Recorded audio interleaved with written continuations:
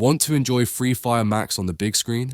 Follow this step-by-step guide to download and play it on your PC using the most legit method available. Let's get started.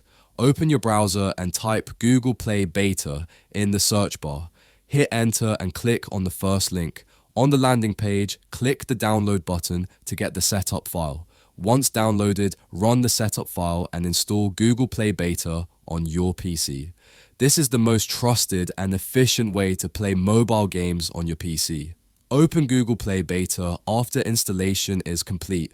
Log in using your Google account credentials and complete the setup process as shown in the video.